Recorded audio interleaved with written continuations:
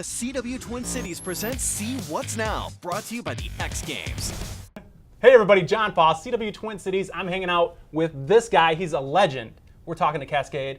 Thanks for being here. Thank you. Thanks for having me. So you're here in the Twin Cities. You just got here. What's your first impression?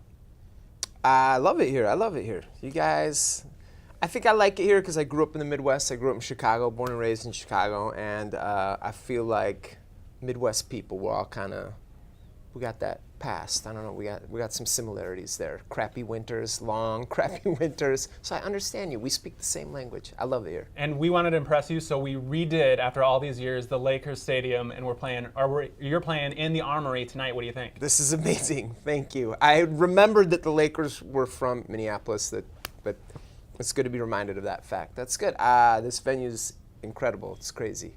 Awesome. I'm stoked to be here. Yeah, we're going to take credit for all of those Los Angeles Lakers banners because the Wolves You guys made really... that LeBron change happen. Like it's good. It's good.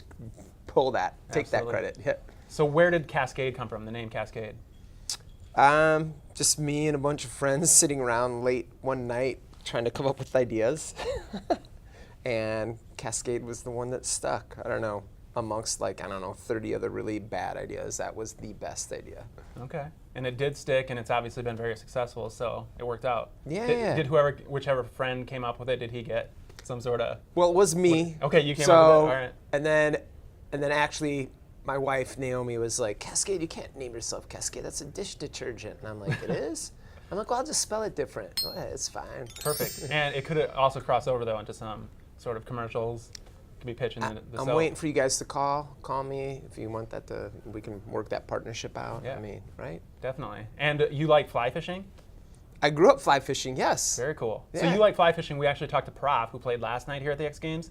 He's a rapper and he's a big fisher too. So I don't know what it is about all like the fishermen that are also like wow, the biggest that's celebs crazy. on the planet too. I didn't know that, but yeah, I grew up going out west, driving from Chicago out to Idaho and Utah and California and I did like stream fishing, trout, rainbow trout in the streams. That was the kind of fly fishing I did. Which you guys do that in Minneapolis, that's like a thing. You guys do that here, right? I don't do it personally, but right. other people do. All right. So yeah. So Ferris Bueller, that movie was shot in your hometown, is that right? Yes, dude, you've done the research, man. This is awesome. This is awesome. Yes, Ferris Bueller, John Hughes, the director and writer of that movie, graduated from high school, Glenbrook North, which is suburban Chicago. Yeah, so that movie means a lot to anyone who's from Chicago because they probably tried some of those stunts themselves. I mean, as a kid, you had to, right? Yeah, I mean,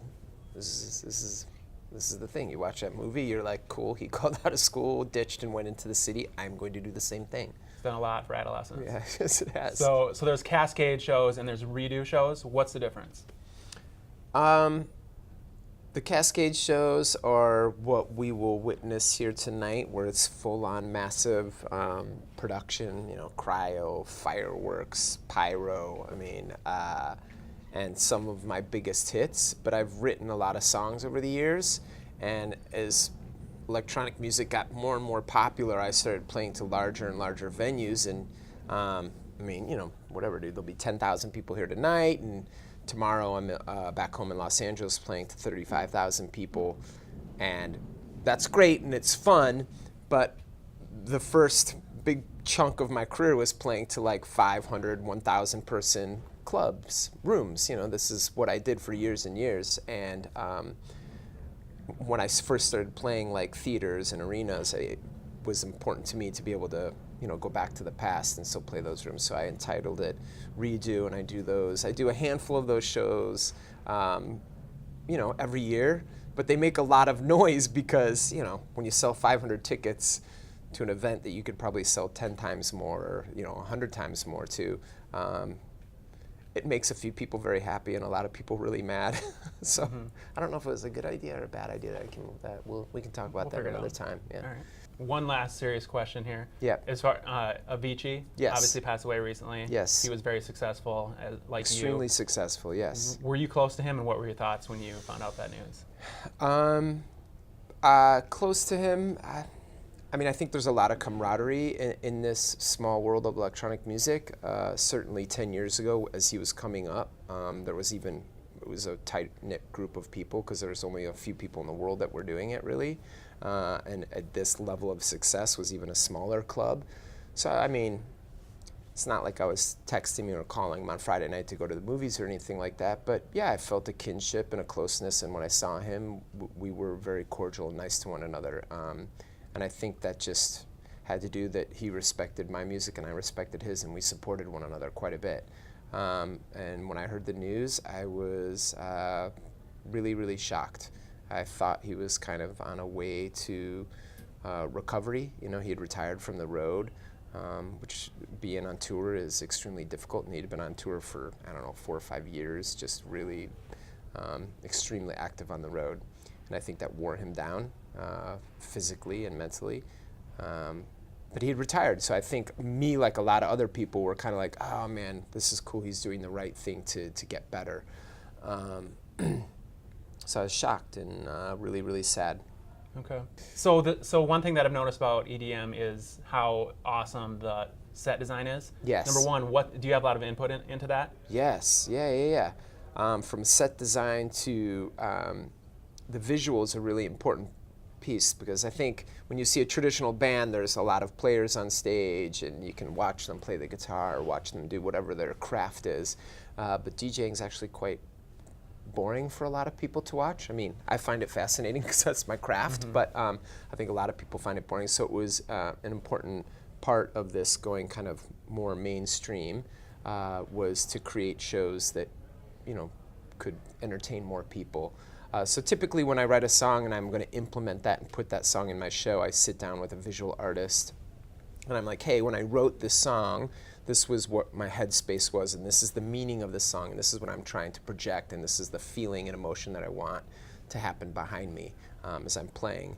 And it's a collaborative effort, and sometimes it works out flawlessly and it's amazing, and other times I'm like, okay, back to the drawing board.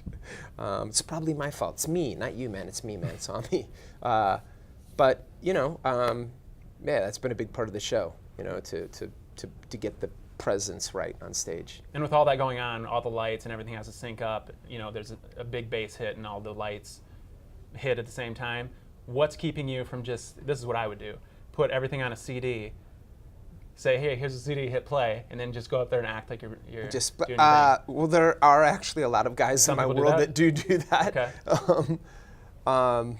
Which has been problematic because then people are like, what are we doing? We're just watching a movie up here. That guy's a puppet. For me, from somebody who came from the club space and did that for years, like I was explaining earlier, I still really enjoy kind of the flying by the seat of my pants. I think that's the fun part of, you know, cool, I have a playlist of 100 songs that I want to play tonight and here in Minneapolis at the Sex Games show. I'm only going to be able to get to, you know, 30 of those, maybe 40 of them, depending on how quickly I go in and out of them. And I like that. I mean, obviously I know where I'm going to start with and I know kind of where I'm going to end, but having that freedom in between, I think that's kind of the beauty of electronic music, to be able to duck and dodge and weave and go this way or go that way, look at how the crowd's reacting and play with it and enjoy that, you know? Yeah. All right. Well, Kaskade, thanks so much for being with us. Yeah, We're looking forward to thanks. your show tonight. Thanks, Steve. Welcome to the Twin Cities, and check this guy out at Kaskade on social media.